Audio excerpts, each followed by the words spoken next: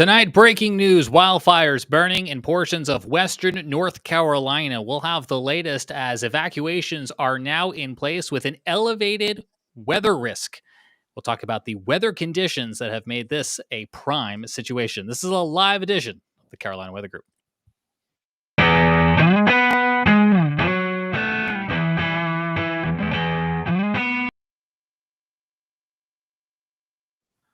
It's Wednesday, January the 29th, 2025. I'm James Brierton in Charlotte. We have on our panel tonight Scotty Powell in Myrtle Beach, Frank Strait in Columbia, South Carolina, and joining us from Asheville, WLOS Chief Meteorologist Jason Boyer is back with us. We told Jason before the show we got to bring him back on for sunshine and roses sometime soon because Western North Carolina has had a hard 6 months, and that situation is continuing tonight as we look at what has now been deemed the Crooked Creek Fire. It's one of 3 wildfires burning in McDowell County in western North Carolina, and it has forced evacuations. There's information scrolling at the bottom of your screen. If you or any loved ones live in that area, that information is burning there at the bottom of the screen. Jason, we understand that the video that we're looking at here is just one of 3 fires, the largest of them. Again, the Crooked Creek Fire. Last check I saw was climbed to 250 acres. Does that sound about right to you?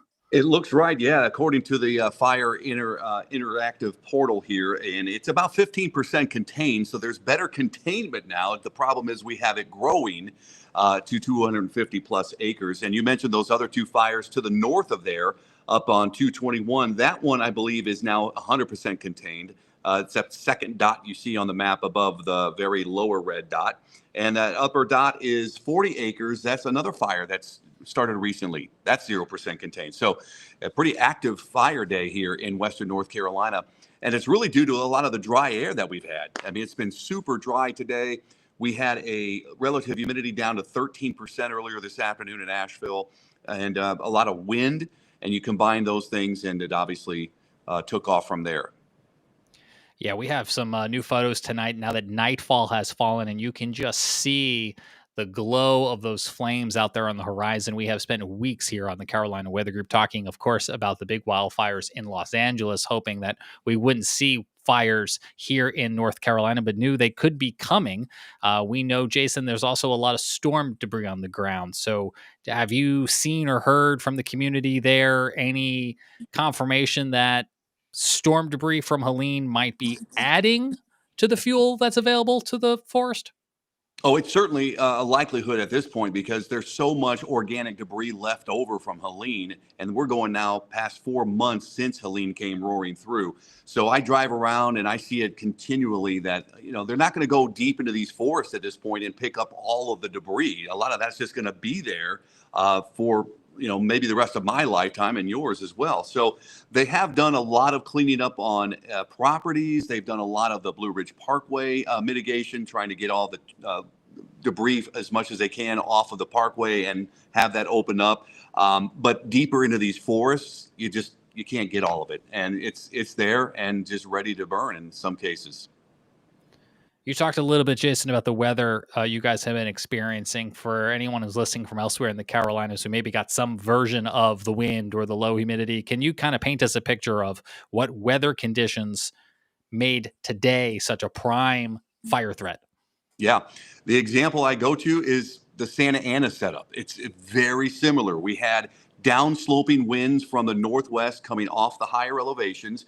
And keep in mind, McDowell County is kind of the base of the foothills, and the ascension from, or descending, I should say, in elevation from about 3,000 feet down to 1,500 feet is enough to compress that air as it comes off those higher elevations. And like a tire pump, it heats it up, it compresses that air, and it dries it out. And that set us up for what we have in with the way of the wildfires now. The gusty winds were there all day. They picked up in the afternoon 35 to 40 plus miles per hour. We had a wind advisory out until 6 o'clock this evening. That has expired. There's still some gusts out there, but thankfully the wind is diminishing pretty quickly now that the sun has set. We got Scotty Powell on our Carolina Weather Group panel in Myrtle Beach tonight. But Scotty, this is your neck of the woods where you grew up. We've had you in years past here in the Carolina Weather Group, I think, out covering some of previous wildfires in McDowell County. What's going through your mind as you look at these video? It's just the hits keep coming, and unfortunately, it's the same areas. If you guys and Jason and all of you probably who have been following us a long time know, back in 2016 we had a lot of wildfires taking place in Western North Carolina. And this Crooked Creek fire, not far from where we saw the fire that was in Chimney Rock, just kind of over the ridge there. So, unfortunately, these folks are dealing with not only the recovery and cleanup from Helene and now the wildfires here in the Old Fort area of Western McDowell County. Good friends with emergency manager William Keller, and I was wanting to text him, but I know with the busyness of three wildfires right now, they do have their mobile command center out there, and a lot of folks out on these fires. Structure protection right now, Hmm. the number one priority, and I did read where several outbuildings have been destroyed, and one home has received damage, but it's not a total loss. So that's bad news, but good news as well. At least Yeah. that home is hopefully will be able to be repaired. But that is the priority right now. I know that McDowell County Schools is providing fuel for Yeah. the fire trucks who are out there on structure protection. That way, they don't have to pull away from where they are. The actual trucks that go around and fill up the school buses are actually going to those fire trucks to continuous to fuel those fire trucks so they can continue to protect that property there. So if you're not familiar with Old Fort, as Jason was talking about, it's right at the base of the mountain. So if you're leaving from the Piedmont and foothills of Western North Carolina going towards Asheville, it's kind of like that last exit before you go up the Black Mountain Yep. area. So it is almost also kind of like a touristy place. They really have done a great job of revitalizing the downtown Old Fort area before Helene hit. So this is just another event that unfortunately is affecting the area. But I will say this: that team up there, and you can see here's the emergency management services. That team up there is very experienced in wildfire and how to deal with that. I do believe there's a shelter open at a There is. church in Old Fort. I think it's Yeah. the It's Old Fort Baptist Church. yes. 203 Okay, East Main Street in Old Fort. yeah, 203 East yeah, Main Street. yeah. I was just looking through some of the stuff they had sent me.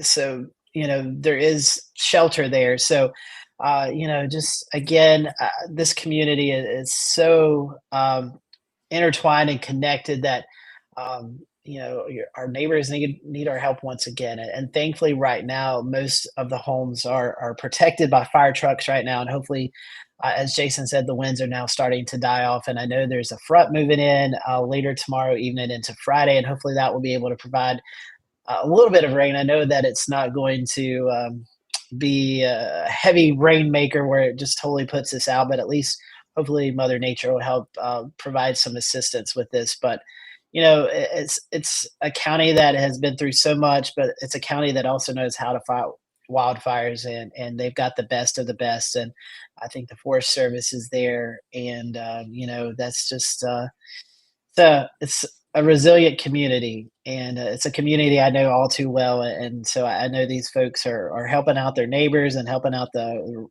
first responders and fire people, and just keep them in your thoughts tonight. And hopefully, we can keep this away from the homes, and Hopefully. you know, I guess in one way, if it is that timber that is fallen from Helene, at least it is helping clean up so this couldn't potentially happen later on down the road if there's any positive to look at it. But it's something that our thoughts and prayers are with those folks once again. I mean, we just can't catch a break Mhm. there.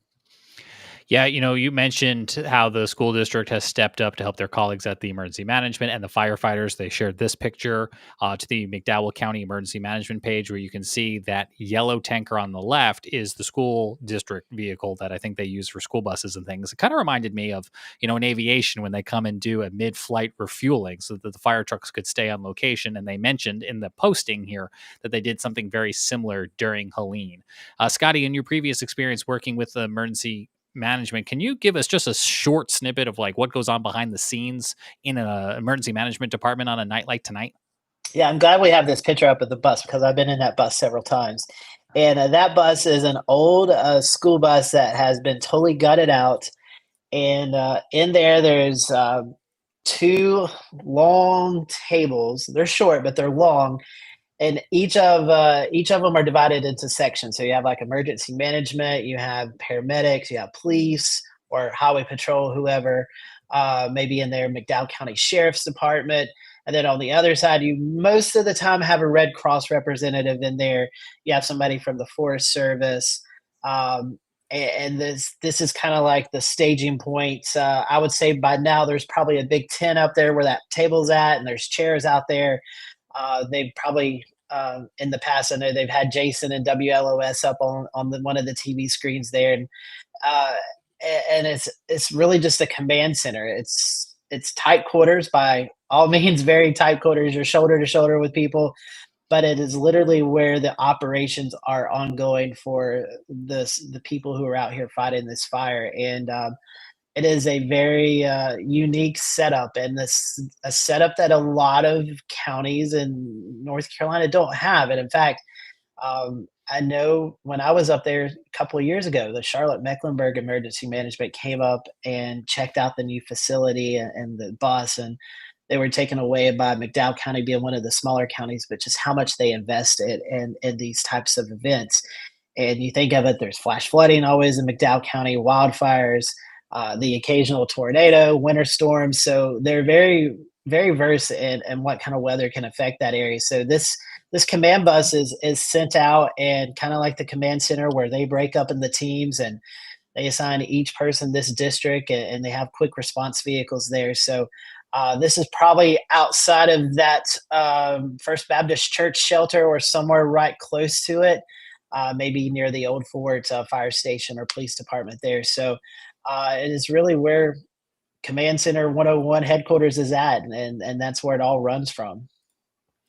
Jason, this is your community day in and day out. What is the mood like? How would you describe it to those of us who are not in the epicenter day in and day out since Helene? Well, it's still an attitude of recovery and building back better.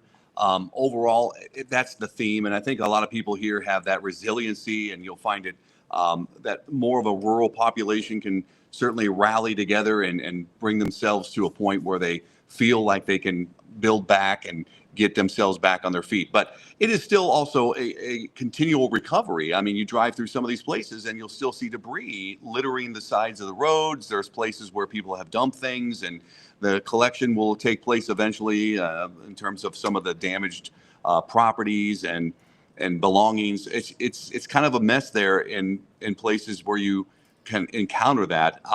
We certainly have got the flooding to mitigate in terms of the damage from that. And they just opened up Swannanoa River Road for a stretch here in Asheville, which was completely wiped off the map in that area along the Swannanoa River. So that's something positive. And of course, we keep talking about money coming into the area and more help coming in.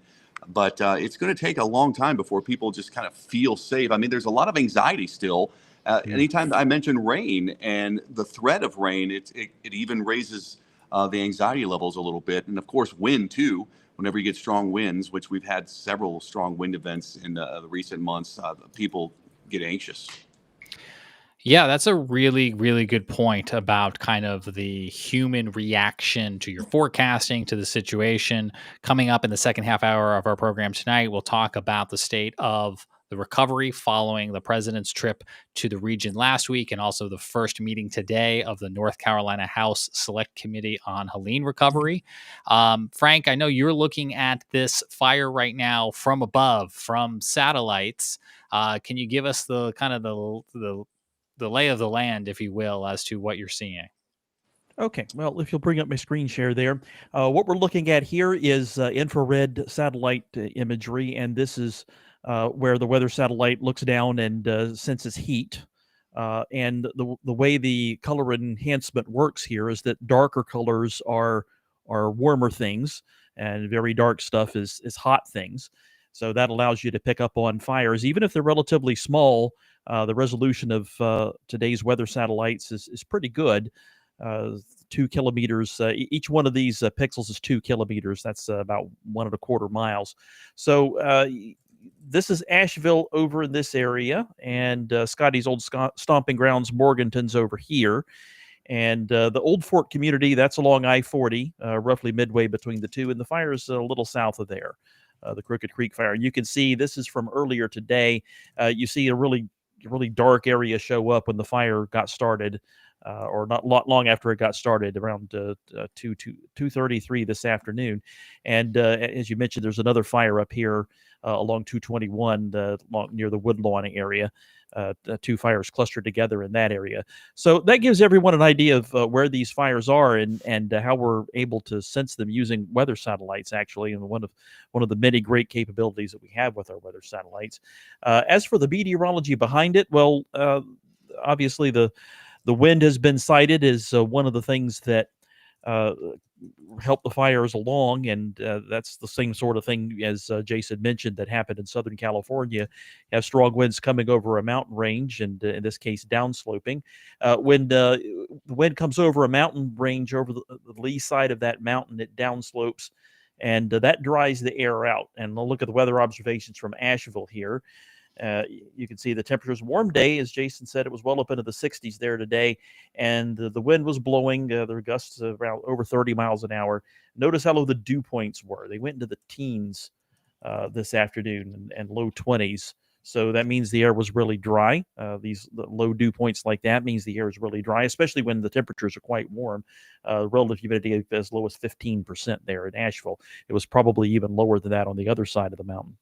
So warm winds and very dry air make for very good conditions for fires to spread once they get going. Now, as we mentioned with the Southern California wildfires a few weeks ago, the wind doesn't start the fire. That's something that's caused by either somebody doing something foolish or somebody doing something malicious. And I don't think we know what got the fire started in this case, but it's somebody caused the fire to get started, or there was a down power line or something like that. Those things can cause fires to start too. So we can. I'm sorry, Scotty. I've seen a few people who live in that area, and they said it's come down from a down tree on a power line. Okay, well, those are the kind of things that happen. They happen out in California too.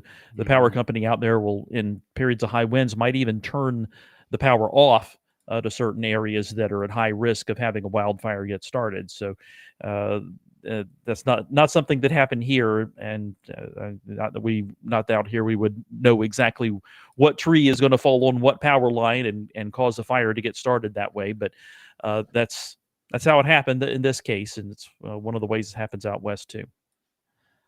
Frank, thank you very much for that. We're going to pause on that story. Jason, we're going to, in just a moment, move away from this story to some other news that's coming in.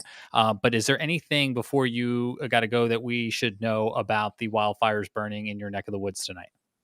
Well, the acreage, as we mentioned earlier in the show here, has grown to over 250, or around that acreage of the biggest fire in McDowell County, the Crooked Creek fire. So we're going to be watching that closely tonight. As you mentioned, there are shelters. There are certainly evacuations that have already taken place. They're going to reassess those evacuations in the morning, around 8 o'clock in the morning, and decide whether or not those people that have been evacuated can move back into their residence.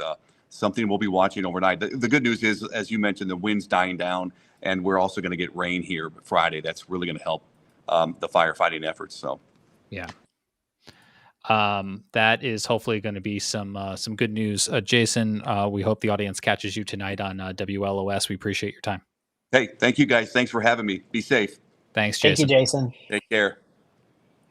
All right, we got some more breaking news coming in here tonight to the Carolina Weather Group, and it's going to take us up to the D.C. area. We have just learned in the last few minutes as we were doing our podcast live here tonight that there's been some sort of incident involving an aircraft that was seemingly on approach to Reagan Airport in Washington, D.C. What we know right now is that all takeoff and landings have been halted at DCA Airport. That's, again, Reagan Airport in D.C., with emergency personnel responding to an aircraft incident on the airfield. The passenger terminal remains open.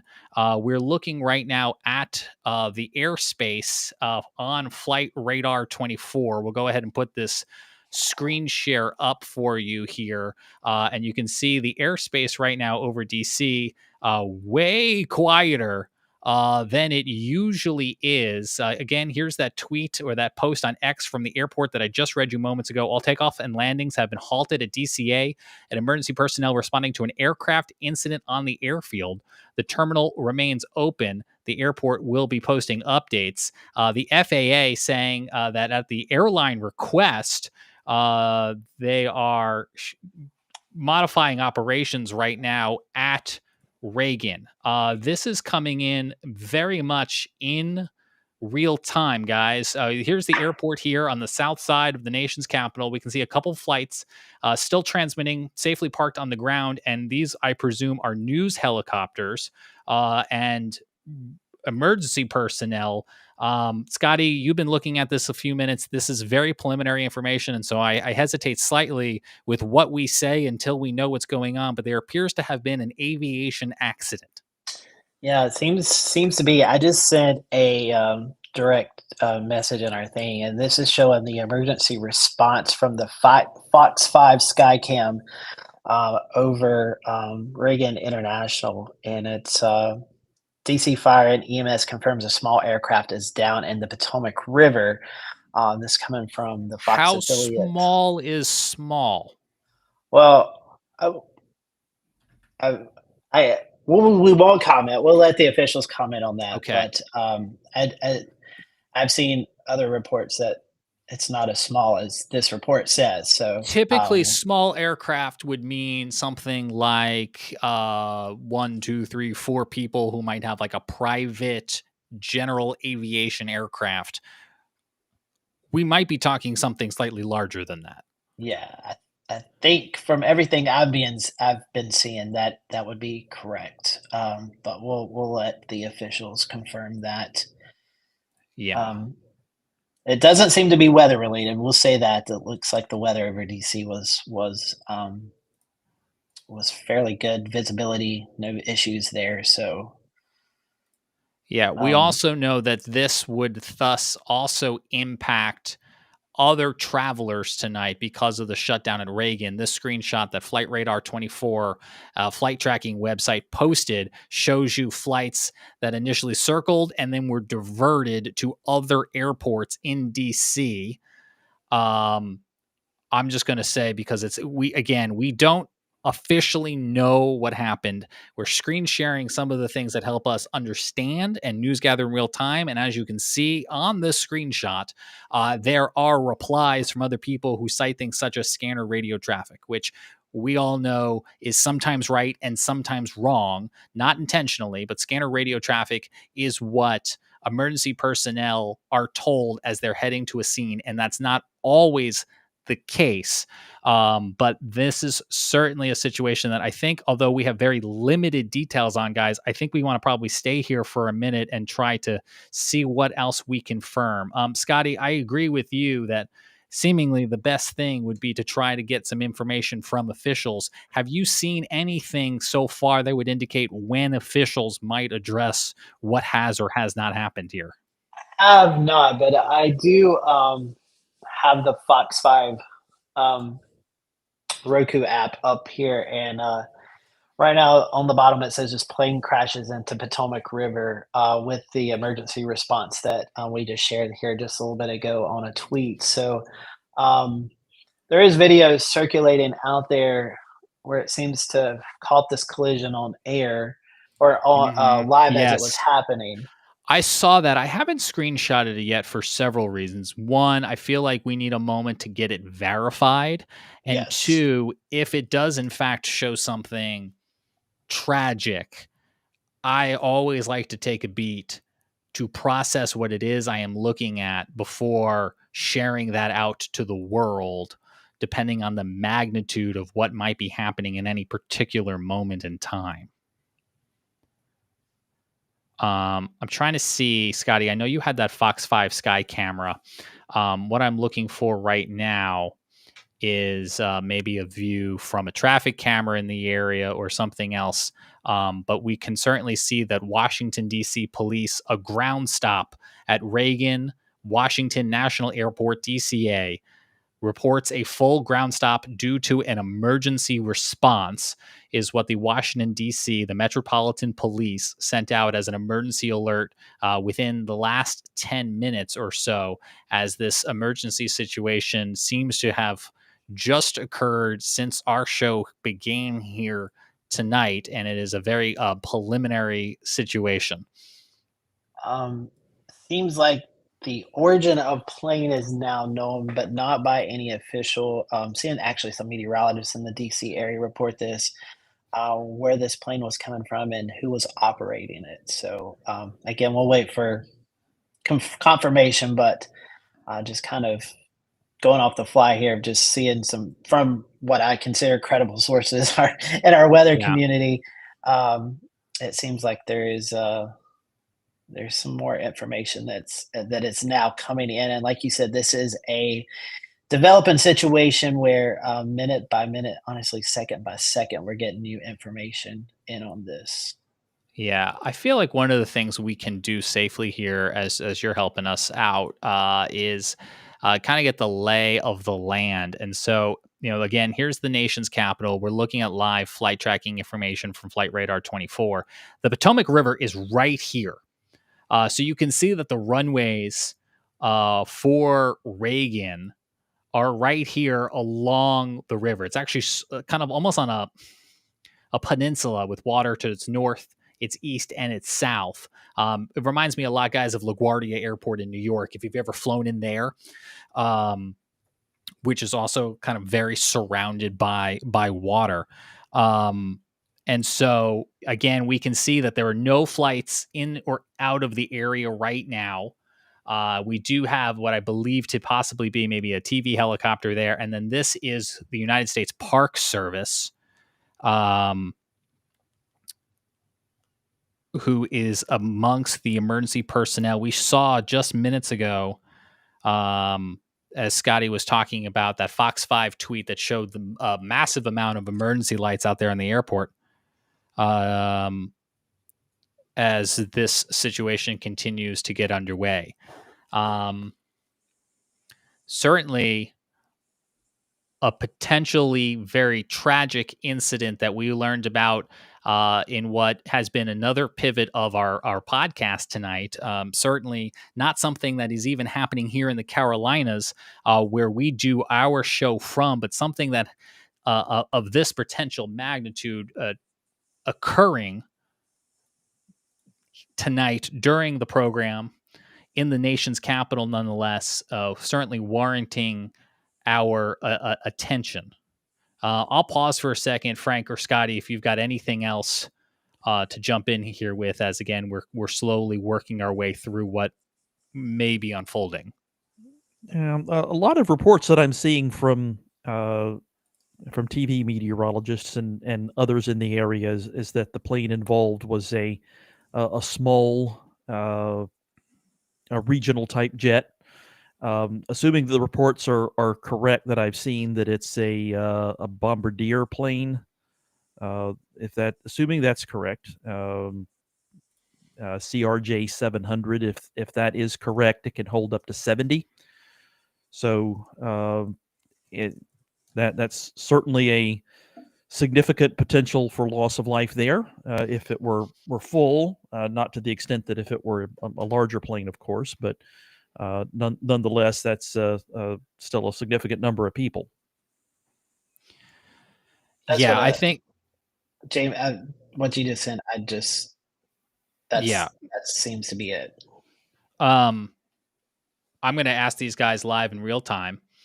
If you guys are comfortable with me sharing that here on the screen, I think we can show people what it is that we know, or what we're seeing, as we await again further confirmation from officials. You guys think it's okay if I put this map on the screen? I think so. I think so. I'm seeing more and more confirmation, or we can show you, I think, what the data is showing us. But Frank, what do you think? I'm seeing enough reputable sources report the same thing, I think that we can probably go ahead and report it ourselves. Yeah. Okay. So without any official confirmation, what we are able to show you with flight tracking information is this. We are looking at publicly available flight tracking information for American Airlines Flight 5342, which departed Wichita, Kansas at 5:22 Central Time, scheduled to arrive at DC just before the 9 o'clock hour. And as best as we and many others are able to tell using this flight tracking information, you can see the green line, which was the approach of the plane as it made its way towards Reagan Airport, DCA there. The line terminates short of the airport and stops over the Potomac River. We can't say for sure that this is the flight in question, but according to the data that we are able to see, it appears that an aviation emergency may have occurred mid-flight with American Airlines Flight 5342 from Wichita, Kansas to Washington, D.C.'s Reagan DCA Airport within the past hour. And as Frank was just telling you, this is an aircraft that can handle up to approximately 70 people. We don't know how many people may have been on board at the time of this particular flight, but that is certainly something emergency officials are working to confirm and determine as a search operation continues at this hour, 9:45 p.m. here on the East Coast on this January the 29th. That's a lot to unpack. And again, something that we can't say for sure. I have seen numerous flight paths on flight tracking websites such as FlightAware or Flight Radar 24 in the past with lines that disappear purely for technical reasons, in that the radio receivers used by these websites lost track of the plane and the plane was fine and just fell out of range. It would be unusual for it to disappear from these popular flight tracking websites near such a big airport where you would think they have lots of reception, but it is possible. And so until officials tell us exactly what is going on, we're trying to show you what we can see while still being cautious and respectful to anyone who may be watching tonight with a friend or loved one on board. We do have this post from Senator Jerry Moran, who is saying that he's learned of a plane inbound from Kansas was involved in a crash at DCA, and he's been in contact with authorities.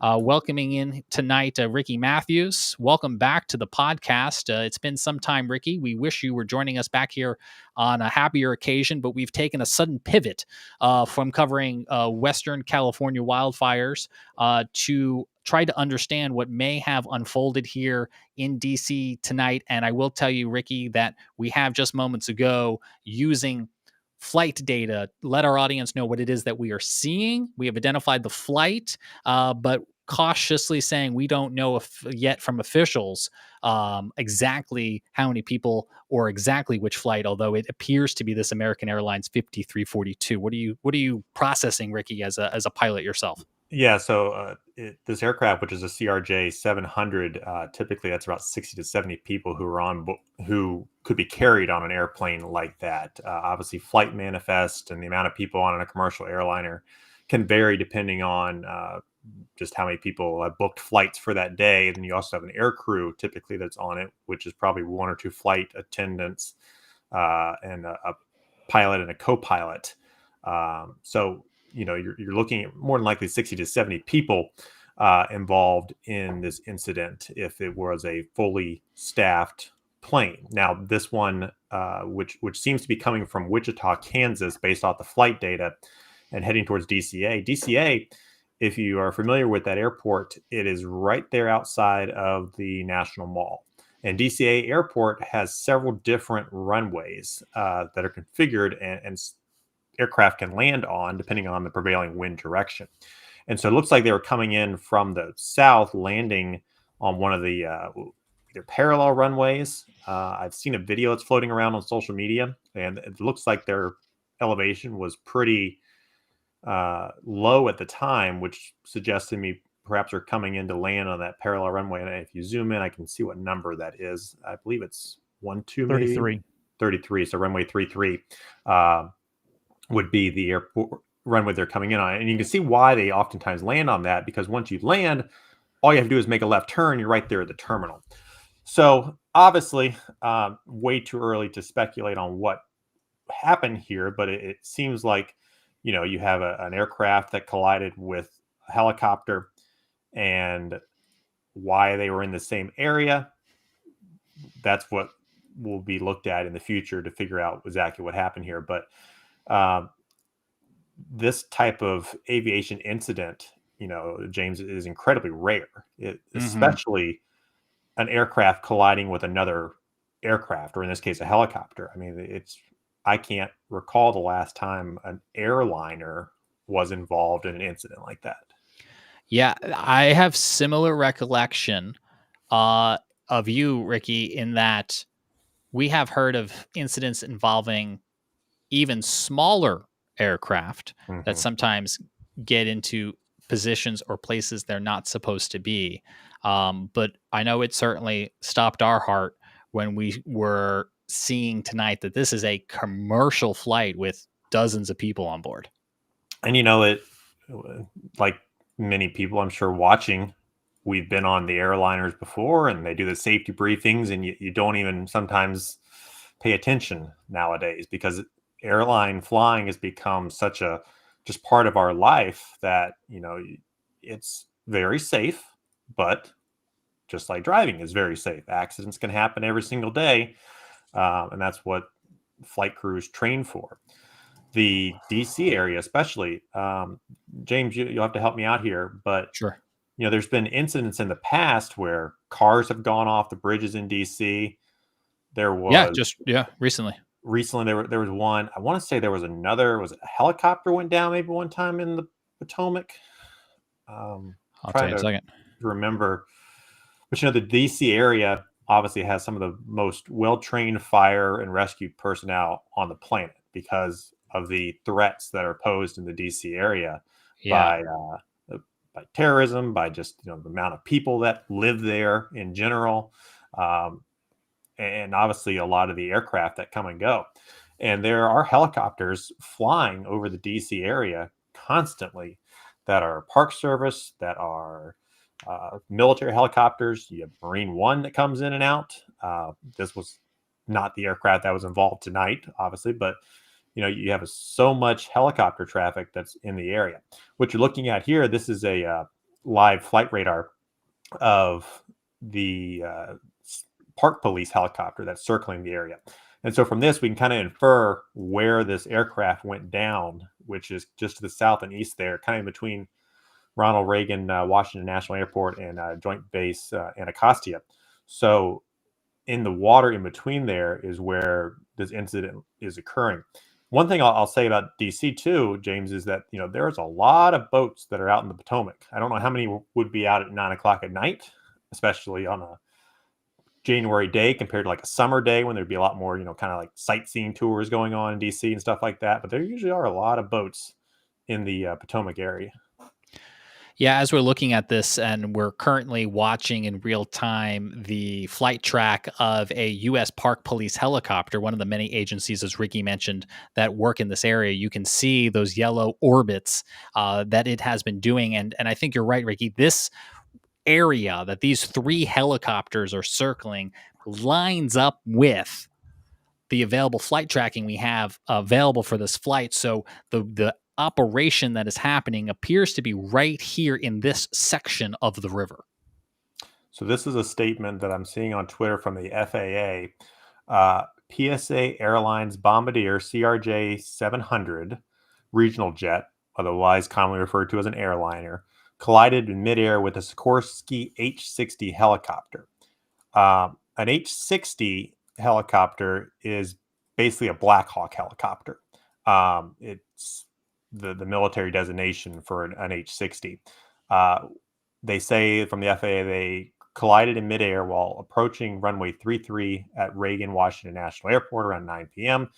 PSA was operating flight 5342 for American Airlines from Wichita. So a lot of confirmation of things we've kind of been saying, but that statement coming from the FAA, that's been confirmed from the FAA now, apparently.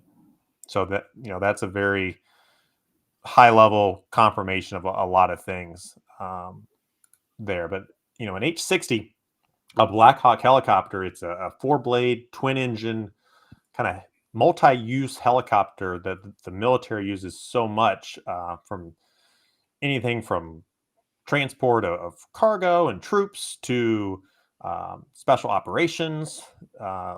It's really useful in so many different capacities, and the Army has some. The Navy has a different version that they call the MH-60.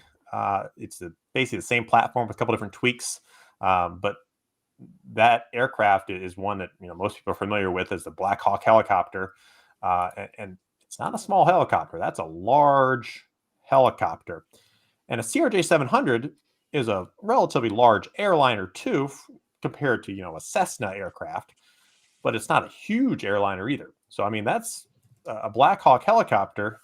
Let's see if I can pull the actual stats of how big a Black Hawk is. I'm just kind of thinking out loud here. How long? While Ricky's looking, James, let's take a step back and look at what the weather was doing, since we're the Carolina Weather Group after all. If you go to my screen share, I have the observations from DCA this evening. Okay. And you'll be able to see on this, their weather was similar today to what we had here in the Carolinas, in that it was a relatively warm and blustery day. It looks like their high was 64 at DCA today, and it was windy. There were gusts over 40 miles an hour earlier today, but the winds have been settling down this evening, much like it has been down here. And at the 8:52 p.m. observation, they were still seeing a west-northwest wind gusting to 26 miles an hour, the average 16 miles an hour. So that's not a high wind. It's certainly a breeze, but nothing excessive. No clouds at all. It's reporting clear skies. Earlier there were some high clouds, but and a few lower clouds as well. But around the time this happened, apparently the sky was clear as a bell. So it would be hard to argue that there was any weather-related reason for this to have occurred. Thank you for that, Frank. And it's good to help us kind of process that as we're trying to understand exactly what may have occurred here. We have a live look at the airport. You can see off in the distance the sea of flashing lights, certainly glowing there in red. And you can even see a white dot in the sky that I would think is one of those many helicopters that are assisting with the search tonight. We've been hearing from Ricky Matthews, a former panelist on our show and a licensed pilot. We also have the voice of Chris Jackson in Columbia, South Carolina, another pilot friend of the show. Chris, thanks for joining us tonight. We wish it was under better circumstances. What is going through your mind as you're getting caught up on the news outside of DC tonight? Hey, Ricky and guys, it's good to join you guys, but I hate under these circumstances. Probably a lot like you guys, just wondering how the heck this could happen, especially, in our nation's capital. And, being 2025 now with all the advances we have, not just with air traffic control, but also TCAS, which is the traffic collision avoidance system that are on commercial aircraft. And it looks really bad. I hate to see this. Yeah, we're still waiting to find out exactly how many people may have been on board.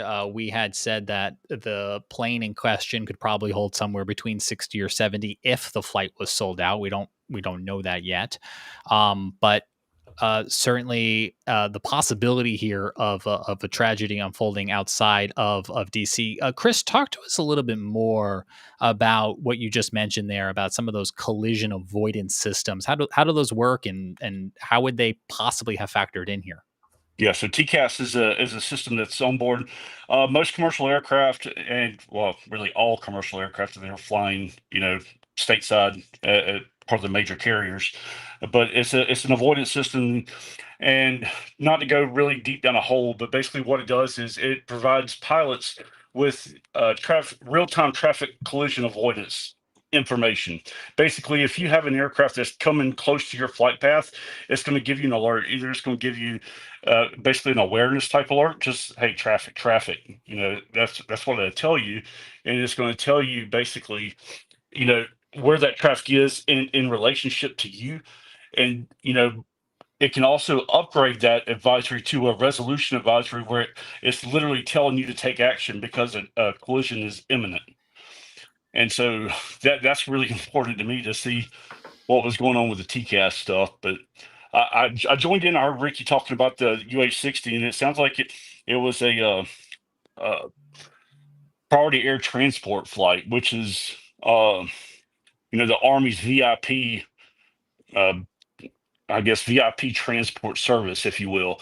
And if that's the case with the UH-60 coming out of DC, squawking that call sign. There could be, some kind of important person on board that aircraft. Hopefully not, but hopefully the best. Just hoping for the best. So, Chris, Go I'll ahead, jump in Ricky. for a second. So, I'm looking at some ATC conversations. It appears the airliner was directed to land on runway 33, cleared to land.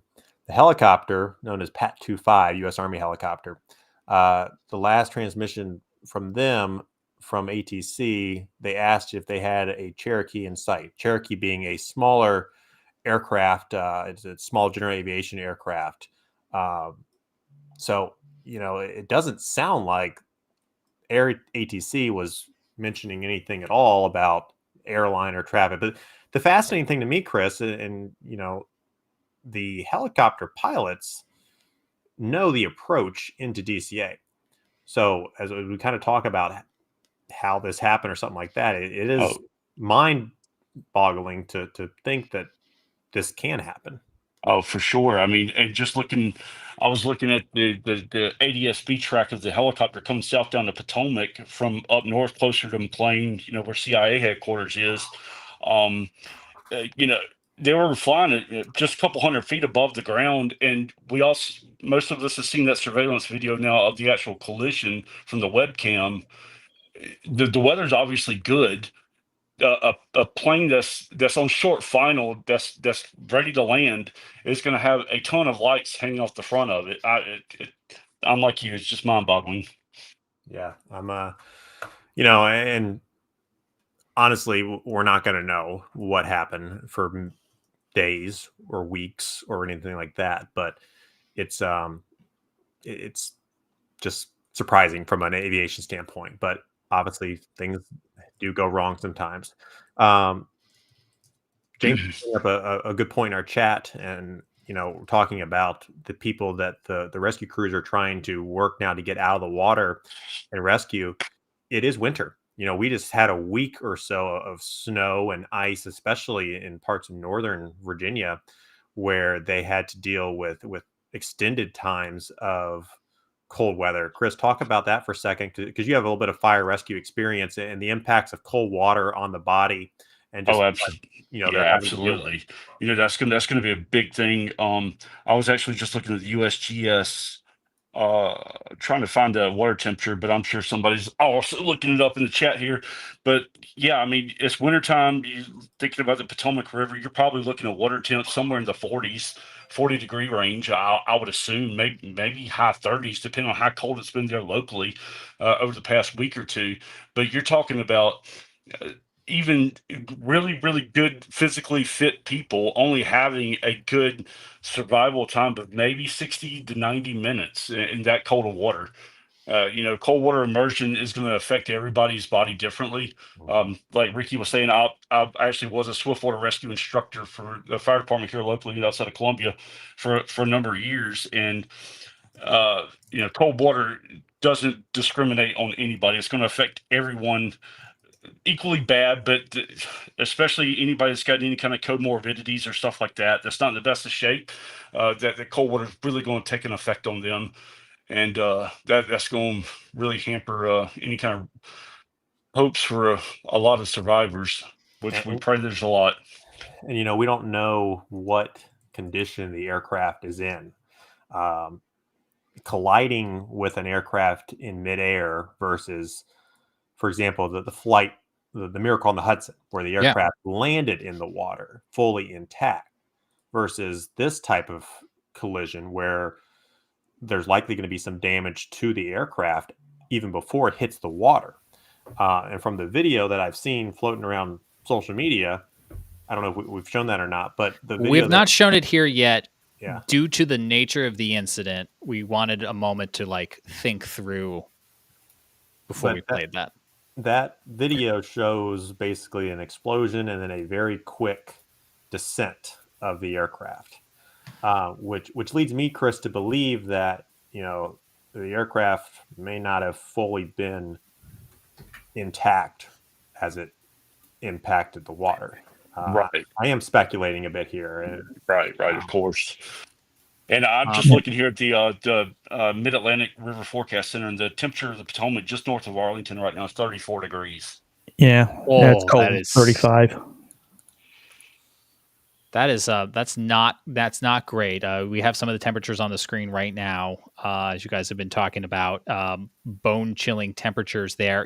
Ricky mentioned the Miracle on the Hudson flight, which went down in New York, but was a Charlotte, North Carolina bound flight. It was coming here to Charlotte, where the plane now sits in the Sully-Sullenberg Aviation Museum, and that was also a snowy, cold day.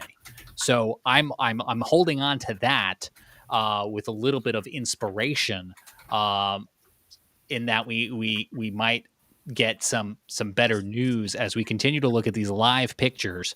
This is a traffic camera position just outside of Reagan Airport there, DCA Airport, which is near DC. It's on the Virginia side. You can see the flashing red lights out there on the runway. You can also see the dots of white in the sky as aerial support continues in this rescue operation. Scotty, as we've been talking, you saw some new information come on in from officials. What have you seen? Well, the press secretary from the White House has confirmed it was a military helicopter, which Ricky was talking about earlier.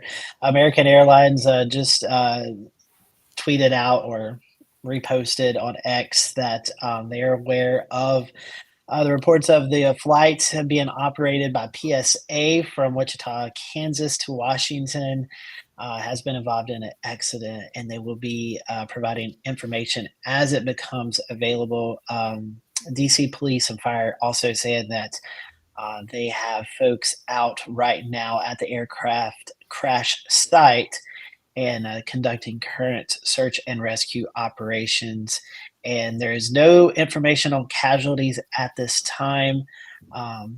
But as we were just talking about those water temperatures, as Chris was alluded to, this has been, I guess, about an hour now we're into that, into this incident. Yeah. So hypothermia can definitely set up pretty quickly. I was going to tell you, Scotty, I went back and just looked at some of my fire department stuff because I still got some of my field guides for water that's 32 to 40 degrees. For you're expecting as a rescuer, and you have to put the rescuer hat on, for the average person to experience exhaustion and unconsciousness in 15 to 30 minutes, with an expected survival time of being immersed in that water of 30 to 90 minutes, depending on body, each individual person's physiology. Yeah, it's and I don't even know what the air temperature is out there. So I mean, I'm sure it's probably close to freezing or in the 30s at least there. So I have 48. also got the 30. Did you say 38? 48. It's 48. 48. Well, that warm day there today. It's still chilly, but I've got the Fox affiliate up, and they have their helicopter up right now, and they're showing multiple watercraft in the water right now with all kinds of blue lights, and just harrowing scene right now there on the Potomac as search and rescue efforts are underway. Yeah, for those of you just joining us here at 10:08 Eastern Time, we are looking live at DCA Reagan Airport outside of DC, where a regional commercial jet has collided with a military helicopter. We do not yet have information on how many people may have been involved, but we have been able to receive a confirmation that it is American Airlines Flight 5342, which was being operated by PSA Airlines, departed Wichita, Kansas at 5:22 p.m. Eastern Time, and was on approach to DCA Airport in DC when this incident occurred just prior to the 9 o'clock hour. Ricky Matthews is with us. We also have the voice of Chris Jackson, two friends of the Carolina Weather Group and aviation experts. Ricky just sent me a new link. Walk me through here, Ricky, what we're putting on the screen and what you need me to show. So Pulse Point is a website that basically shows the responses by different type of fire units. So if you go to left side, James, you can click on the little gear and then search Fairfax. I was not able to find Washington, D.C., but once you find Fairfax, you can zoom in and there's going to be a little water rescue icon. And I'm fairly certain that's going to be the incident here that is taking place. There's also another mutual aid one, but I believe the water rescue one is the primary one that they would be responding to at this time. So this Hey, Ricky, all the different units that are on scene. Go ahead, Chris. Yeah, real quick. DC is also on Pulse Point. They're under DC Fire and / Office of Unified Communications. Yep, there it is. Okay. So when you look at both of those, this just kind of shows you the number of units that are active on these this incident right now. And from a water rescue perspective, this is the Fairfax County one. Chris, you know these better than I do, but the E is engine. You've got SAF is like a safety vehicle or an officer that would be involved. Right. You've got SW. I don't know that one. Yeah, it's probably Swiftwater Team. Team. Yeah, I can tell you just up in that part of the world, just by minimum staffing requirements is needed each daily, and the engine company's going to have at least 4 people on it. A Swiftwater Team could have 2 people in a pickup truck, or it could be 4 people.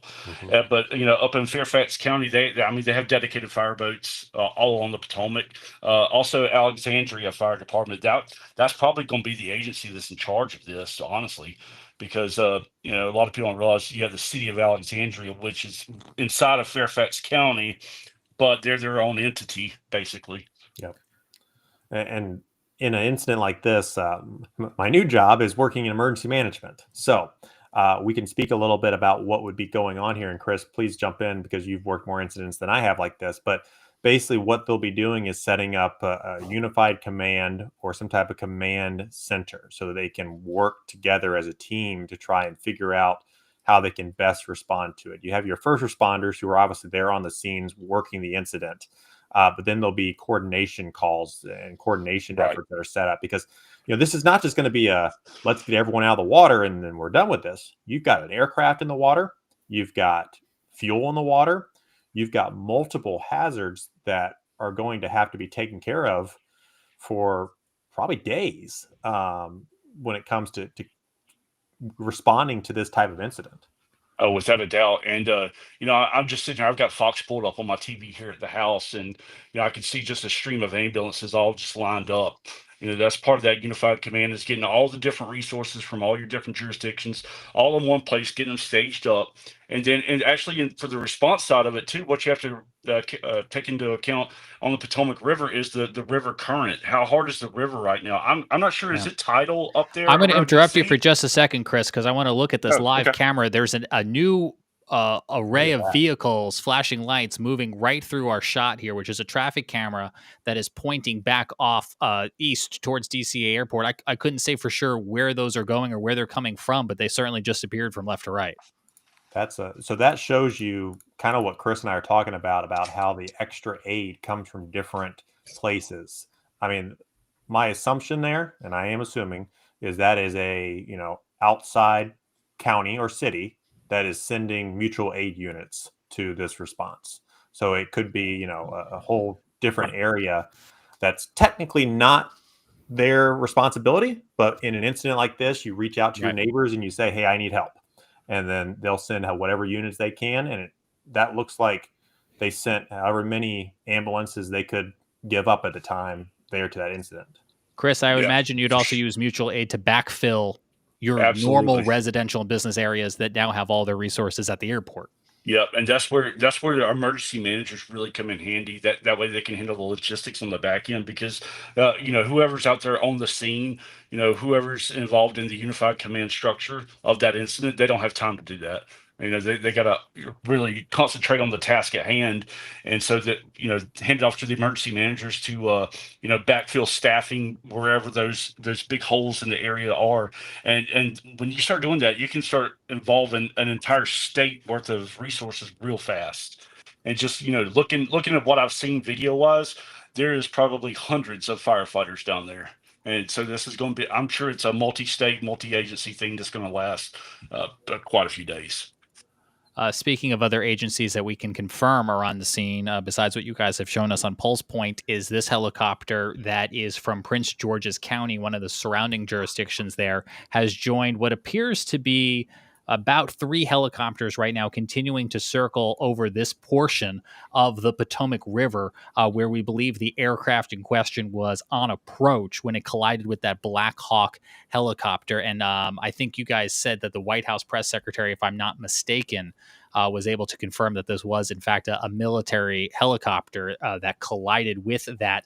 Again, it's an American Airlines flight, but it's slightly confusing because it's going to be operating both under American Airlines 5342, but it was being operated by PSA Airlines, which also sometimes uses the name American Eagle. So if you're checking on a flight tonight, all 3 of those verbiages would refer to this same flight. Basically, PSA Airlines is the company that owns the aircraft, and then you have American Airlines paying PSA to staff, maintain, and operate that aircraft. It's just kind of a corporate thing, but that's how you'll notice that sometimes you get on you're in the terminal, it says this flight operated by whatever, but you bought the ticket through American Airlines. Yeah, which again, to draw this back to the Carolinas, where our podcast is based, PSA Airlines today announcing they're moving their corporate headquarters to Charlotte, North Carolina. Not exactly the tie-in they were looking for, but that was one of the things I thought of here as soon as we saw that this was a PSA flight. This is both a namesake and soon to be a headquartered company back here in the Carolinas. Where do we go? Where do we go next here? Chris, you gave us some time frames. We're about an hour and a half into this operation. What do you think, based on your emergency expertise, we can expect over the course of the next 2 hours? I think we may have lost Chris. I can sort of jump in here once again from an EM standpoint. Priority number 1 is getting help to the people in the water. Priority number 2 is making sure the aircraft is secure, making sure things aren't leaking out, and then basically containing the scene. And then from there, it eventually goes over to an investigation standpoint and having to figure out, how this happened. But of course, in the next 2 hours, James, I think they're still going to be working on getting people out of the water, making sure no one's inside. They'll probably put divers in the water if the aircraft is somewhat, submerged, so they can go check and make sure there's nobody inside. And flights like this, have a manifest. But what they'll be doing too is checking the people who they have gotten out of the water against that flight manifest. And going back once again to the Miracle on the Hudson, there's that in the movie, for example, there's that scene where Sully's like, I need a count. And that count is the number of people that they got out of the water versus like how many people were on the plane. So that's what we're doing, is trying to make sure they can, get a count and make sure they got everyone accounted for. Go ahead, Chris.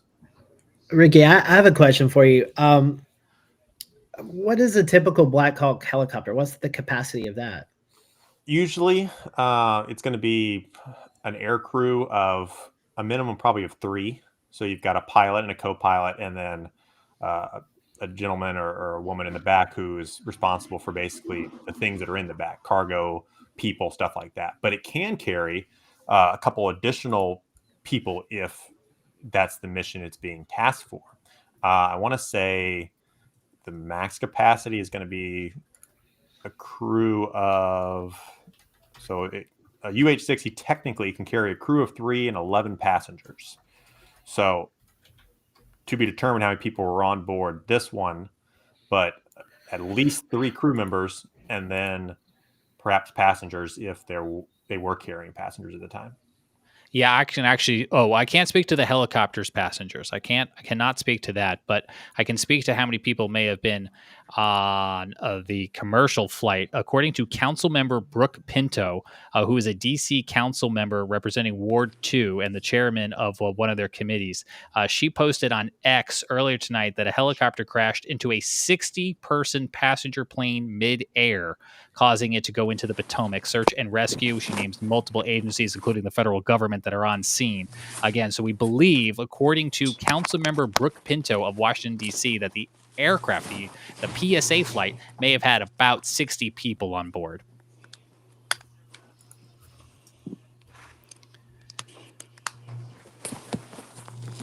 If you are just joining us, you are looking live at Reagan International Airport on the Virginia side outside Washington, D.C. Here comes more of those flashing lights moving across the screen that you guys were talking about, that possible mutual aid there coming in to help with this unfolding situation here tonight. The other thing I'll notice, and I don't know how clear it is in this particular live shot that we have available to us, but I know many of us are also watching on television, is there seems to be a response on both sides of the river because, again, going back to Flight Tracker, you have Reagan Washington National Airport here on the Virginia side, on the west side, and then you've got Washington, D.C. over here on the east side, right up against the border of Maryland. And looking at video on TV, it looks like they've got emergency personnel staged on both sides of the river. Again, not too unlike what we saw in New York after the Miracle on the Hudson flight in the Hudson River,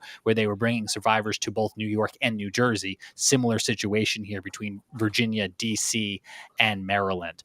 Has anybody seen any information yet on when we might hear from officials in a news conference?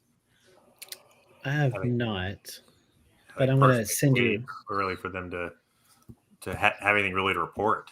You know, this is kind of the time from a comms perspective when you're probably going to get more statements or anything like that versus like a news conference. Ricky, I know your time in emergency management is still young as you've made the transition from TV over to that side of things. Can you speak at all about how emergency management or officials might train or rehearse for an incident such as this? So a lot of this training is going to be at the fire level, especially the water rescue side. So a lot of fire departments, and especially in the DC area, as Chris mentioned earlier, have water rescue teams or swift water rescue teams. And so emergency management is more of the folks that step in when everything else is overwhelmed. So, but when it comes to incidents like this, sometimes the mutual aid will be coordinated through the fire department themselves because they already kind of know how to do it. So I can't speak exactly for how DC does it because, you know, they probably are very well organized. But basically, in the event of a situation like this, emergency management would get involved and try to get anything that the units needed that we didn't already have, including requesting state resources. But the proximity to DC makes it probably a lot easier to get that kind of stuff because you're going to get a lot of federal resources too. Chris, same question to you as you reconnect. How does emergency officials prepare or rehearse for a situation such as this? Okay, can you guys hear me now? Yeah, we got you, Chris. A little bit of delay, Okay, but yeah, sorry about that, James. I was having to restart my phone here. What was the question you just asked? how would emergency officials prepare or rehearse for an incident such as this? Basically, you would train beforehand. You'd have a plan in place, and basically, I know this is going to sound really crude folks that's never been, involved in emergency response, but you would literally, get a group of folks together that would be responsible for water rescue. You would go down to the banks of the Potomac and literally say, well, what would happen if a plane crashed here? And then you start really fine tuning the details of how you would respond, who you would get to do what, and you would have a basic understanding of kind of the roles and responsibilities beforehand. Once that incident actually occurs, that would be kind of probably all out of the window, but at least you would have a basic understanding of what's going to happen. James, we're getting some information coming out of NBC4 about perhaps the number of people who have been rescued out of the water. NBC4 reporting that at least 4 people have been rescued so far after this incident. So, out of the massive amounts of bad news here, a little bit of good news that we can report there. Yes, it'll be very interesting to see what becomes of that number. As anyone who has watched any situation unfold on television or online knows, those numbers often change in one way or another. But it is a relief to know that this, in some form or fashion, appears to have been a survivable incident to a certain degree. Again, we have heard from a council member in DC who posted on X that 60 people approximately were on the commercial regional jet. Unknown how many may have been on the Black Hawk helicopter, those two aircraft colliding outside of Washington Reagan National Airport, DCA, just before the 9 o'clock hour. And Scotty Powell, I understand we've learned a little bit more about what the flight schedule was for this particular aircraft. Yes, our friend Tim Buckley up in Greensboro, WFMY, has tweeted out that after this flight was to land in DC, it was going to be coming to Greensboro. So obviously that flight has been canceled. So as Ricky was talking about earlier, these are normally planes that kind of just commute to smaller areas. So from Wichita to DC and then DC to Greensboro, which probably would have been the last stop for the night. But that plane that was going to be leaving DCA to Greensboro, that was the plane, unfortunately, involved in this accident. And that probably would have been their last flight of the night, too. Typically an airliner will do, 3 or 4, maybe 5 hops in a day, depending on how long the flight is. There's different rules that apply to air crews in terms of they have to get so many hours of rest and things like that, and they can only work so many hours. So, that being their last flight of the day makes this flight into DCA not their last flight of the day, which suggests that, and I should say perhaps there was even they could have switched air crews and things like that as well. So lots of things to be answered in the coming days. And, for now, James and Scotty and everyone here, I think the information is just that we don't know a whole lot yet. And in the next couple hours, we'll know a lot more. Yeah, and there's lots of questions coming in on YouTube, and guys, we obviously have a lot of the same questions you do when we don't know the answers to 99% of the questions being asked. Without getting too far down the speculation rabbit hole, Ricky, you were talking earlier, and Chris, I would be interested to hear your perspective too on this, on what flight data shows us about this flight. Again, we looked earlier at the path that it was taking, that green line that comes towards DCA and then terminates over the river, but we can see down below it flight altitude and flight speed. As we look towards the right-hand side of that line graph, those would have been the last moments of the flight. Ricky, starting with you, do those lines indicate anything to you? Nothing really more than just the aircraft was coming in to descend into the airport. I mean, it looks like a typical approach. They were up at 35,000 feet, started to make their descent, got to around 15,000 feet, leveled off for a second, and then continued on down. I'm looking at the wrong chart there, but so the green number, that's going to be your altitude, and the yellow will be your airspeed. And so your airspeed will vary a little bit. But, they started their descent from 35,000, came down to that approach altitude of looks like a couple thousand feet, and then descended down from there. And based off of their location, they were probably no more than a couple hundred feet up in the air, maybe 500 feet up in the air, as they started to make that left turn there. They more than likely had the runway in sight. And so the pilots at that time, are obviously piloting the aircraft towards the runway. Depending on the weather conditions, there are scenarios where the pilots can basically use automated landing systems. But with the weather being what it is in DC tonight, perfectly fine, no issues at all. This would likely be a visual approach into, the runway there. Still following some guidelines as to where they turn and everything like that, but kind of a visual approach to land there on runway 33. Scotty, I'm still getting it queued up and ready to play here, but on X, there was a clipping of audio that you were going to have us play. Can you tell us what it is we're going to hear here in a moment? Yeah, this is basically air traffic control reaching out. I didn't catch the fire department. I'm not sure if it's the airport fire department or one of the surrounding communities, but this is basically as after the event had just happened. This was the communication from air traffic control to local fire officials. All right, we're going to play this. This was posted to X by Jacob Wyckoff. Chris, on the other side of it, would be interested in your translation of what it is we are maybe about to hear here. Absolutely. Command, the accident happened in the river. Both the helicopter and the plane crashed in the river. It's east of the approach end of runway 33. Is the airfield closed? Yes, the airfield is closed. The airfield is closed. Runways as well? Yes, all runways are closed. Nobody's landing. No one's moving at all. And we have clearance across all taxiways and runways, correct? Yes, you have clearance through the whole field, all taxiways and runways.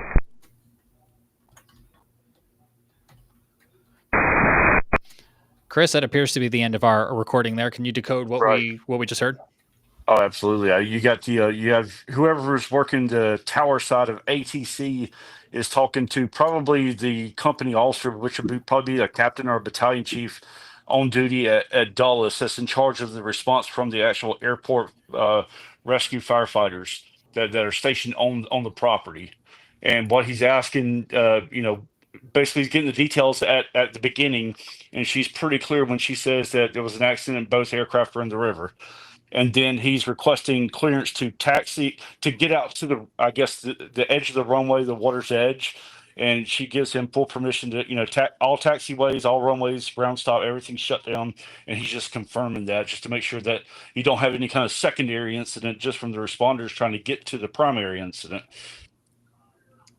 And typically at an airport like this, for any even just airport car can go onto a taxiway or clear a runway or drive across a runway, they, just like any other airplane, have to radio up to the ATC tower and get clearance to cross the runway.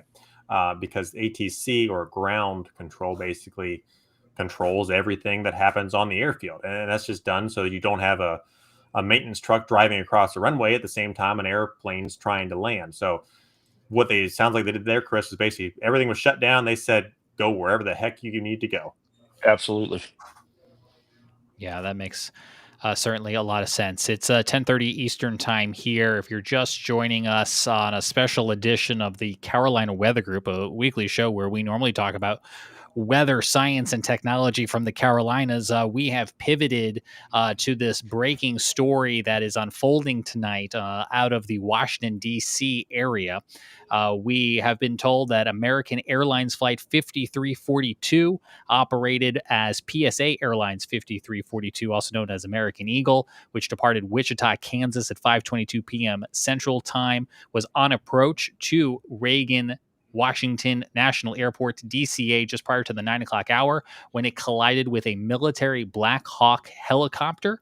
A councilwoman in DC, Brooke Pinto, saying that 60 people were on board the commercial regional jet at the time of the collision, with a multi-agency response, a search and rescue operation now underway, including both local and federal officials. The Metropolitan Police Department tweeting something very similar at this time, as of 37 minutes ago, saying there was no information on casualties. We have heard reports, that is, from WRC TV, that maybe as many as 4 people have been pulled from the water. American Airlines sending out this statement on X. We're aware of reports that American Eagle Flight 5342, operated by PSA, with service from Wichita, Kansas to Washington Reagan National Airport, DCA, was involved in an incident, and they will provide more information once information became available. The airport itself, Reagan Airport, as we were just discussing, has ceased all takeoffs and all landings, halted there at DCA so that emergency personnel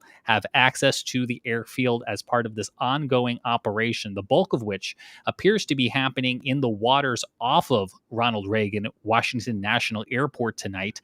This is a look right now at flightradar24.com, where you can see numerous helicopters, this particular one from the U.S. Park Police, circling the water tonight, as we understand a rescue operation underway in these very cold waters. These waters in their 30 degrees across much of the nation's capital tonight. And we could see on, again, flightaware.com, how the path here in green of this American Airlines flight operated by PSA disappears just very shy of its intended and cleared landing there at DC Airport. Ricky, I know you've been looking at some things as we were kind of going through that update there. What was standing out to you?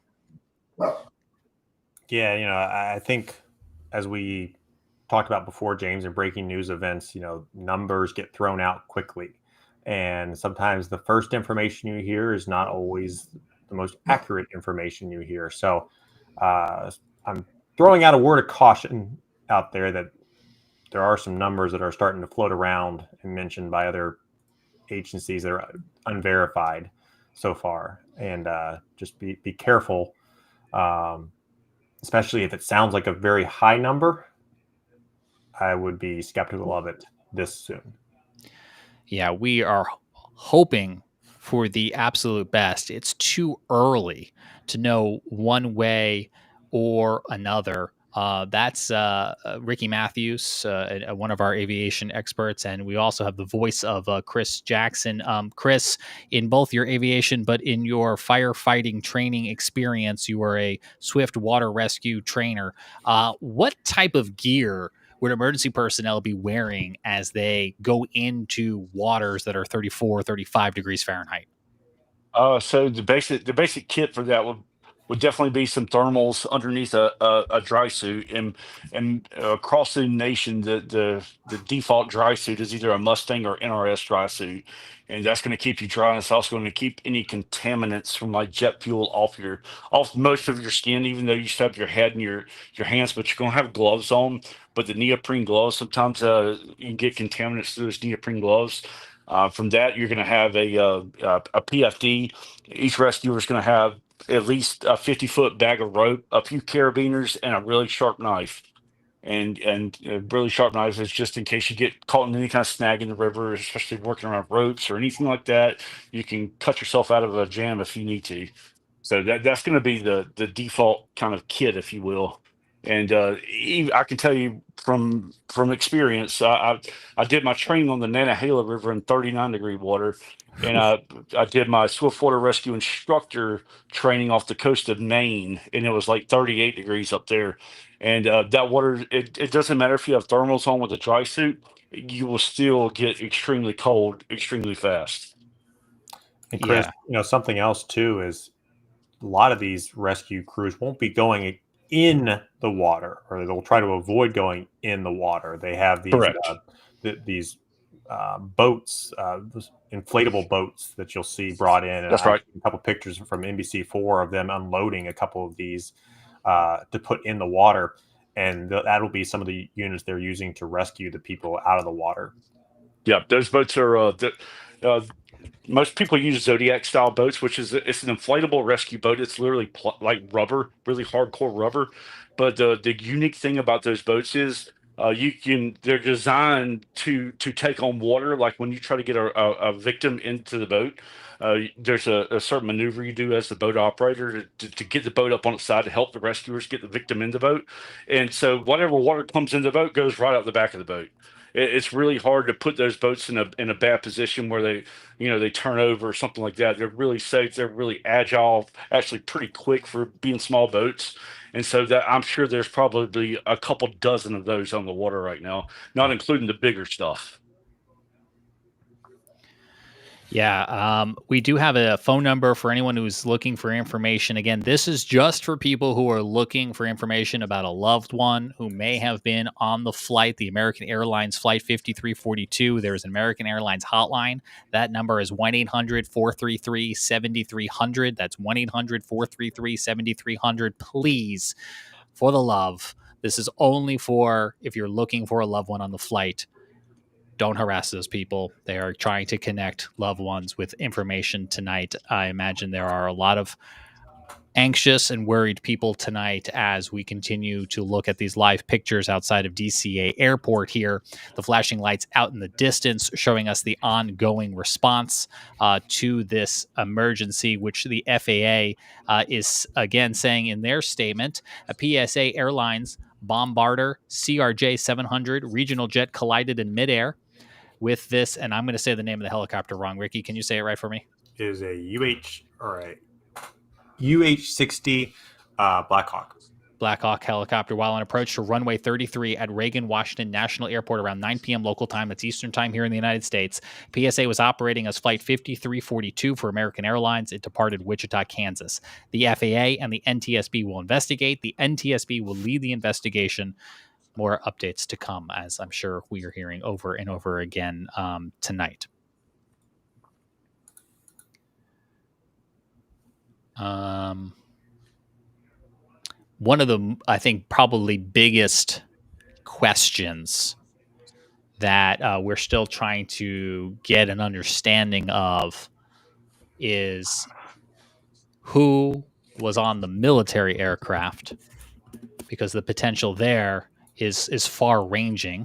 A Washington Post reporter citing his sources says no senior U.S. officials were aboard the Blackhawk helicopter at the time of tonight's collision over the Potomac, according to a senior defense official that he spoke to. Again, we can't confirm that. That's just one reporter from the Washington Post. So we'll kind of wait to maybe find out more information from the government, more information from American Airlines. Chris, there's a new link for you to address here in chat. What type of tracker are we looking at here? Yeah, basically, I just sent over a link from the raw ADSB data from the actual military helicopter. There's a few sites that you can use that don't filter data, and if you know where to look, you can find stuff like this. But that's the actual track of the Black Hawk that was reported to be the accident aircraft involved with the PSA CRJ 700. I feel like I should point out that the website is using a plane icon, but this is in fact the track as we best understand it for the helicopter, which would have been traveling south versus the regional commercial jet, which was on approach heading north. If I were to oversimplify these cardinal directions here, with them colliding here just off of, I think, what we've identified as runway 33 at Reagan Airport. That's correct. And if and you can actually interrogate that data track a little bit, James. If you click on the K button on the side panel there, okay, you can actually see the times and the altitude and the airspeed.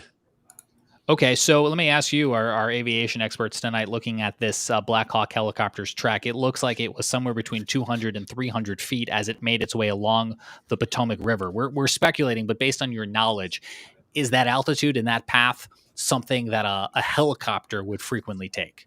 Oh yeah, yeah. Just for, from my personal info, yeah, absolutely.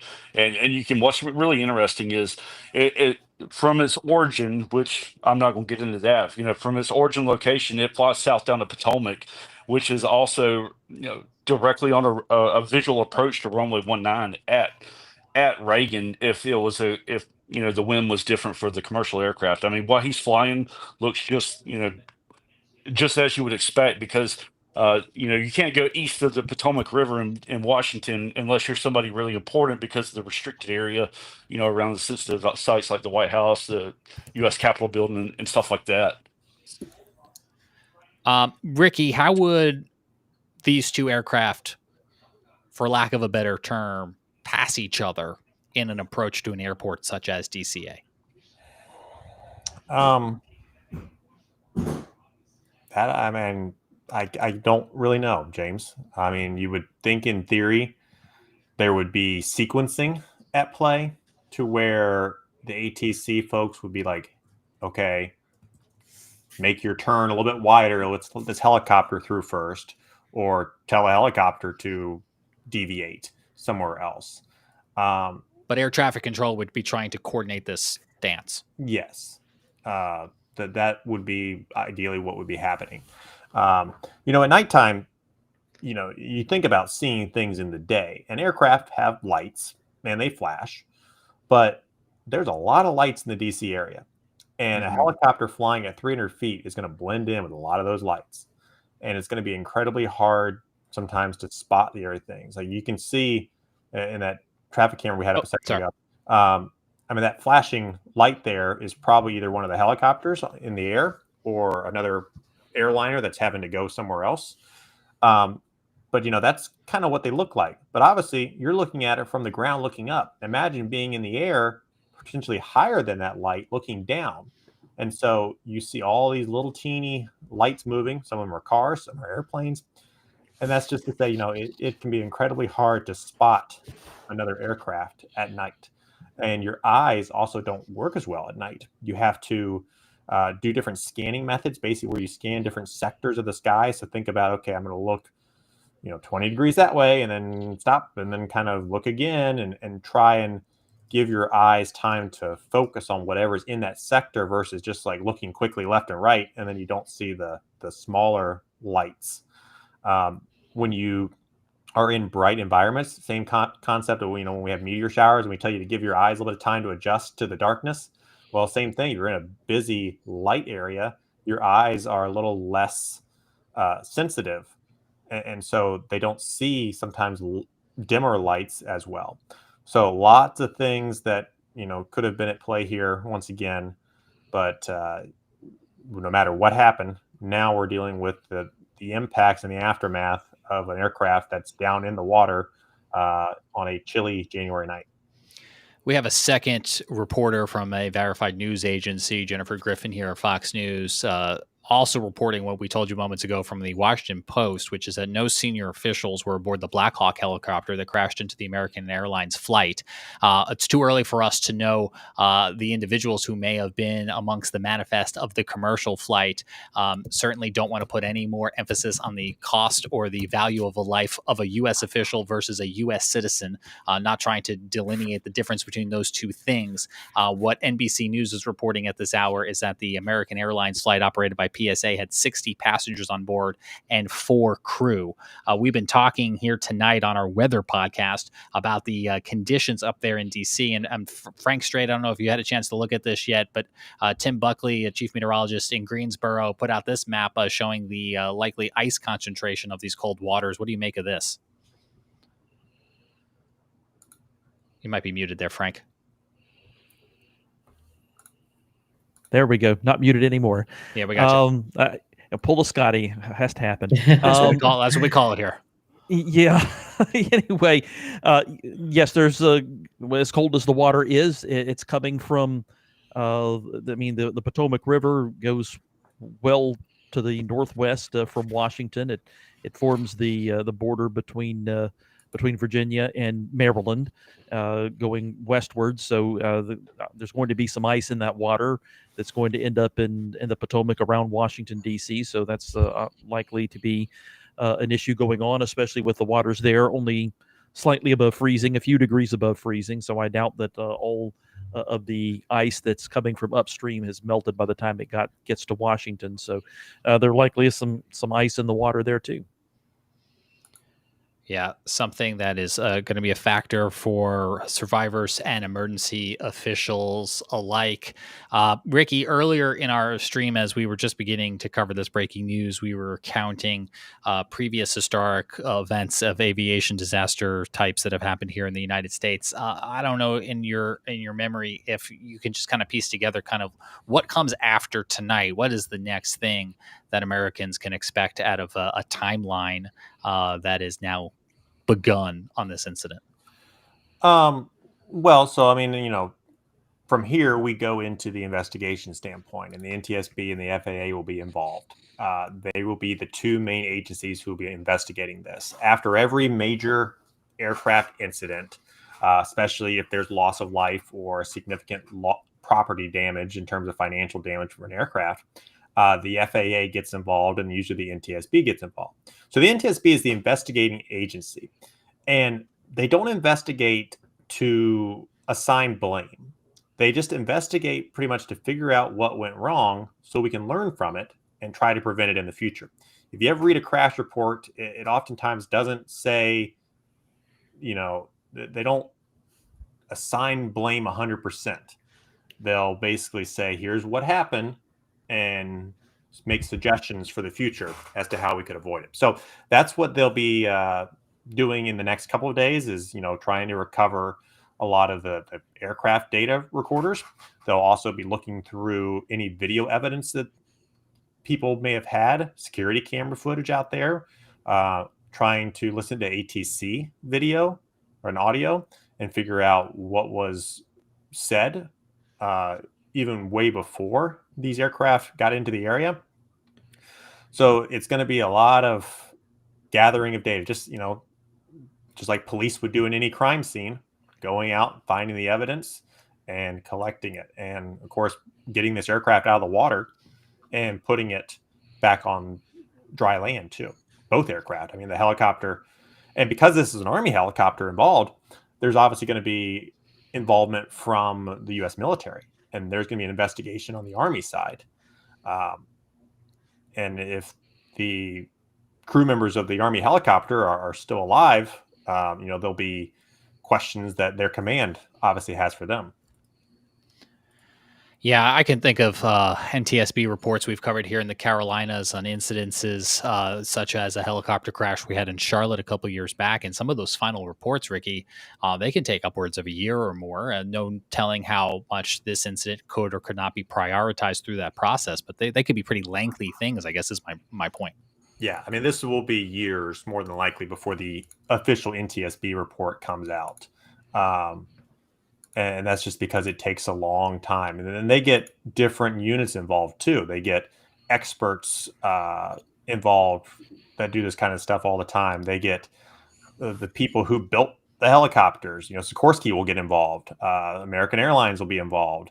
There'll be other groups involved from the engines that are on the CRJ aircraft and the engines that are on the Black Hawk helicopter to have them inspected and look at everything and see what went wrong there. We've been watching and monitoring the live flight conditions tonight and talking about the resources that are coming in. We're watching right now a Maryland Natural Resources Police helicopter has just made quite a lengthy jog from the Delmarva Peninsula over to the DC area to probably partake in this operation somehow. Again, flights right now at DCA Airport still halted, nothing inbound, nothing outbound. We can see several helicopters that are continuing to fly over the Potomac River, where we understand this Black Hawk helicopter and this regional flight collided. We know that the regional flight, according to reports, had about 60 passengers, 4 crew member. We don't know how many people that Black Hawk helicopter had on board. This may have been something you guys said earlier. Let me try you first, Chris. Do you know off the top of your head approximately the maximum capacity for a Black Hawk helicopter? Ricky, or I'm sorry, James, in that configuration, I'm not really sure if they're going to have any kind of VIP seating inside the black hole, but I would think, probably 11-ish, Okay. 10 to 12, maybe. Ricky? Yeah, so James, the max crew, the crew is usually 3, and then they can carry around 11 people in a Black Hawk helicopter. But it does depend on what type of configuration is put in. For example, I flew on a U.S. Navy helicopter back in October, and we carried there were 1, 2, 3, 4, 5 of us in the back and 2 aircrew up front, and we could have carried a few more people if we needed to, space-wise, but they didn't have the seats configured. So obviously, if they're transporting people, they're probably going to have to, have seats in this case. But if they're transporting different types of, equipment or something like that, they'd obviously leave a bigger space in the back open. In the DC area, you kind of would assume they're probably not transporting things too much and probably more people. But that's just an assumption I'm making there based off, kind of the flights that they go through the DC area. Chris, just from an aviation standpoint, though, I mean, this is a defining moment in aviation history for the United States. This will be a moment that everyone remembers and looks back upon as to the significance of this accident. Oh, there's no doubt about that. One of the things about aviation is it often takes, these accidents to a lot of good comes out of these in light of a lot of bad. And I know that's really hard to say, but I'm interested to see what comes out of this. But like you guys have said, it's going to be a year or more before you hear anything about it. Yeah, and I there think. will be. Sorry, Go James. ahead. There will be a lot of people who try and figure it out themselves, and we've done a little bit of that. I think on the 100, the high, sky high level tonight. But then there's the people who will try to make a ton of videos and everything about this on social media or on political talk the next couple of days. And the real answer is, we just got to kind of wait and see with what the reports say. Yeah, I can't say we've done anything perfect here tonight, but I think to that point, Ricky, there are probably people in our YouTube chat right now who are saying, yeah, but I'm seeing this or I know this. And that may very well be true. We are trying to walk a professional line of only gathering and showing you data that we feel either correlates or are highly confident in due to the often fluidity of these situations. We do have a new statement from the White House, and I have verified this in the age of AI because this is a screenshot that somebody else posted to Twitter, but it does match up with what I have in my inbox from the president, Donald Trump. He says in this statement, I have been fully briefed on the terrible accident which just took place at Reagan National Airport. May God bless their souls. Thank you for the incredible work being done by our first responders. I am monitoring the situation and will provide more details as they arise, which I think brings us back to as we draw near the 11 o'clock Eastern hour here on the East Coast, we are watching again from the distance of a traffic camera, a massive emergency response ongoing in the Potomac River that is going to continue for some time. And as many of us probably draw our Wednesday night to a close and will begin our Thursday morning anew, it probably won't be until tomorrow as we begin to get the first sunrise pictures over this area that we get a better idea of what exactly has occurred. As we begin to wind down things here on this unexpected special edition of the Carolina Weather Group, I will once again recap what we know and feel comfortable sharing with you about the tragedy that has unfolded outside of Washington, D.C. here tonight. We are looking at American Airlines 5342 being operated as PSA Airlines 5342 out of Wichita, Kansas, departing Kansas at 5:22 p.m. p.m. Central Time and was on final approach to DCA Airport just before 9 p.m.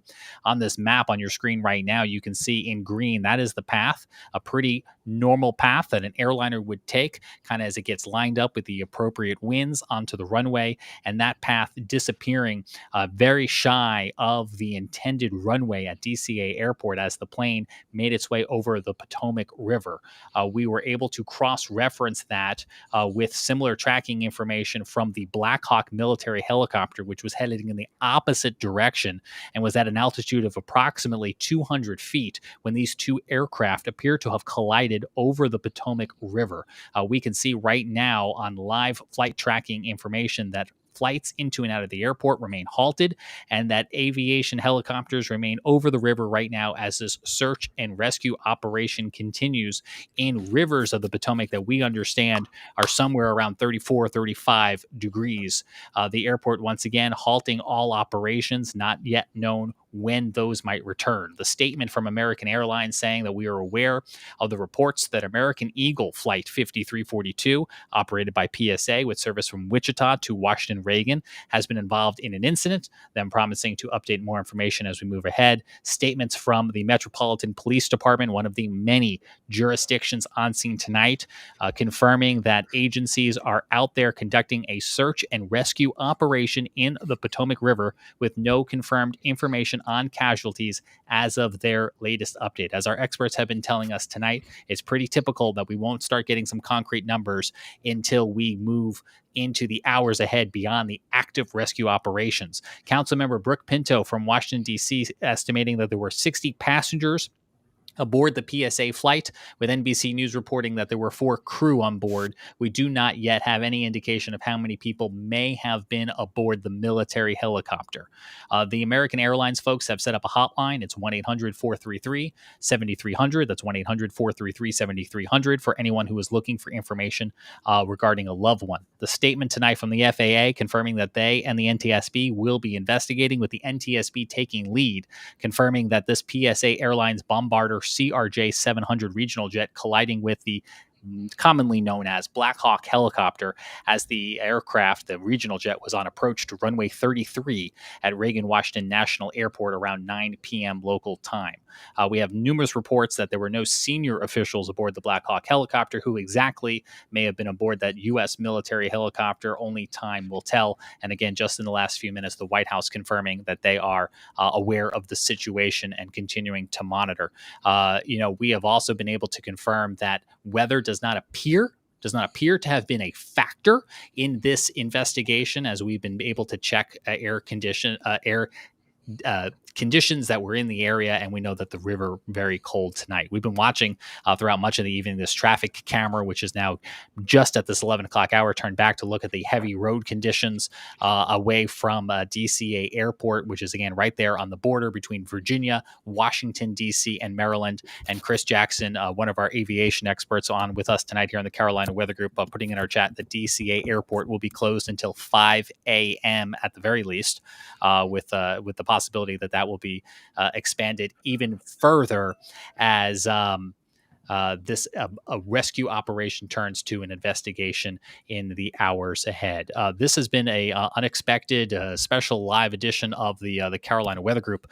We were in the midst of our weekly show covering weather, science, and technology here in the Carolinas. We were talking about ongoing wildfires that are burning tonight in western North Carolina, an area that was hit hard during Helene and is now once again experiencing an emergency of their own, with information scrolling at the bottom of your screen. This is Old Fort, North Carolina in McDowell County. This is just outside of Asheville. For any of our national and regional viewers who may have joined us for tonight's plane coverage, we were talking about these wildfires and the prime fire threats that we have here in the Southeast tonight. So that is also something we'll keep a close eye on. The other thing that we were intending to spend the second half hour of our podcast talking about was President Trump's visit to Asheville just past Friday, as we continue to update you here in the Carolina Weather Group of the ongoing recovery to Helene. We'll bring you some of those clips at another time, as certainly we pivoted to the major breaking news outside of the Washington, D.C. area. But I think as we come across this 11 o'clock Eastern hour here, we're going to go ahead and start to wrap up this special edition of the Carolina Weather Group. Again, our many thanks to Ricky Matthews and Chris Jackson, friends of the show, aviation experts, pilots, and emergency trained personnel themselves, along with our panel, Frank Strait and Scotty Powell. I'm James Brierton in Charlotte, North Carolina. We hope the absolute best for everyone involved in this tragedy that has unfolded here outside of Washington, D.C. And we will continue to keep all of those families in our thoughts, in our prayers. We will send you now onto your evening and give a special hug to your loved ones. We'll see you back here again real soon for a different edition of the Carolina Weather Group.